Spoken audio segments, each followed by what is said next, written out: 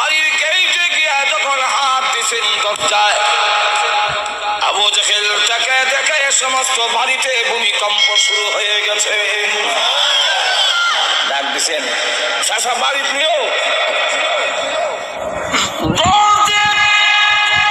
আবু জেহেল খেতে বসছিল, খাওনে আসিল, আর হাতও দেয় নাই, জুতোও দেয় নাই। দৌড়ে এসে আল্লাহ নবীর সামনে দাঁড়াইয়া জোর হাতে দাঁড়াইছে, আর থরথর করে কাঁপতেছে।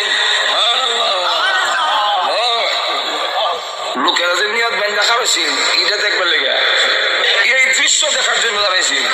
না না, লাড়ির ভিড়ে ভিড়ে দেখতো।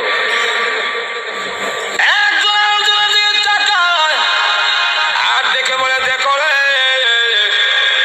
আবু জেহেল আমাদের বড় লিডার কেমনে দাঁড়াইছে। কোনদিন মুখের সামনে এইভাবে দাঁড়ায় না, আর এইভাবে কাঁপতে কোনোদিন দেখিনি। আমাদের সামনে আসলে বলে আব্দুল্লাহর ছেলে মুহাম্মদকে হ্যান করবে ত্যান করবে। আসলে তো তলে তলে তারা মিল আছে। আমরা মানি দীক্ষায় বড় সর্দার, না মানলে কি আর সর্দার। চলো যাই, তারা আজকে জিজ্ঞেছি।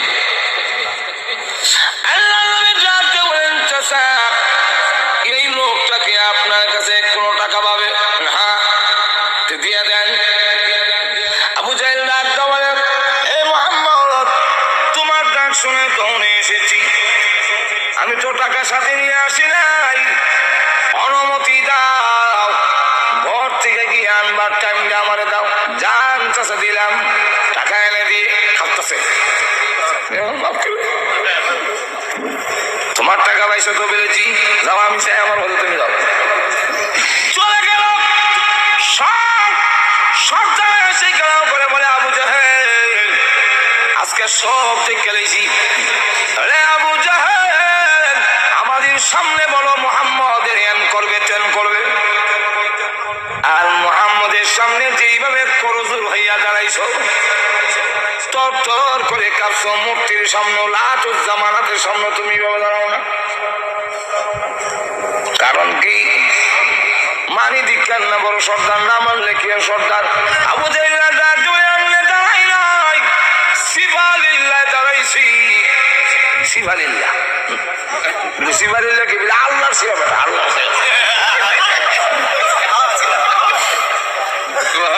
আল্লাহর সিফা কি? মুহাম্মদ যখন আমার বাড়ির দরজায় হাত দিছে, সমস্ত ঘরের মধ্যে ভূমিকম্প আরম্ভ হয়ে গেছে। মুহাম্মদ যখন ডাক দিয়েছে, বিকট এমন শব্দ হয়েছে, আমার মনে হয়েছে মুহাম্মদ কিয়ামত কিয়ামত বলে শুরুই দিছি। আমি আর দেরি করি নাই, ঘর নিয়ে আমার উপরে পড়ে যায়, দৌড় দিলেন বের হওয়ার জন্য। কিন্তু আশ্চর্য ঘটনা যা দেখলাম, দেখি মুহাম্মদ আমার দরজার সামনে দাঁড়ানো। মুহাম্মদ আমার দরজার সামনে দাঁড়ানো।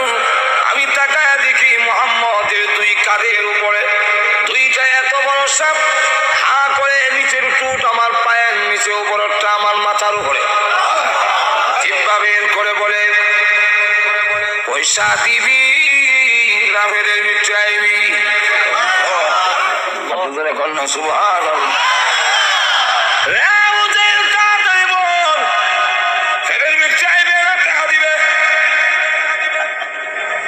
আমি যদি টাকা না দেই, সাপের পেটের ভিতরে চলে যাই, তাহলে এবার বলো তোমরা কি চাও আমি সাপের পেটে চলে যাই?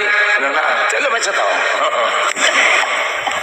ওই যে আল্লাহ নবী প্রত্যেকে দেখবো, এক নবীর সাপ কাদের মধ্যে সাপ হইতো, প্রত্যেকা নবীর কাদের মধ্যে কোনো সাপ নাই, কিন্তু আল্লাহ দেখাইছেন মুজিজা।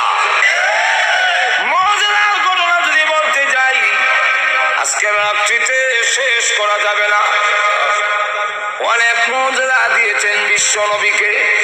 নবীজিকে দেখে বলেন, ও মুহাম্মদ, আপনার দাওয়াত গ্রহণ করতে পারি, আমার মেয়েটা যদি কবর থেকে জিন্দা হয়ে কয়।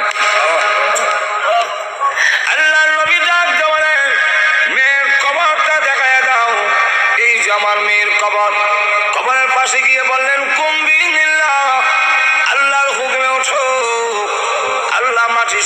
হইছেন।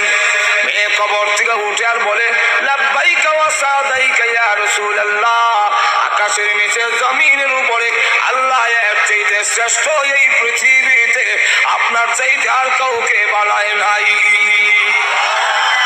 এই মুআজিজাগুলো যদি বলতে যাই কয়েক হাজার মুআজিজা লিখেছেন এক কিতাবে, শেষ করা সম্ভব নয়।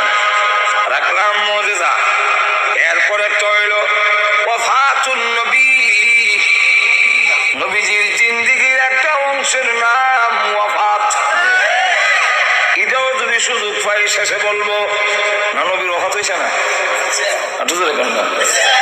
ওয়াফাতের সময় এটাকে ওয়াসালও বলা হয়, ওয়াফাতও বলা হয়।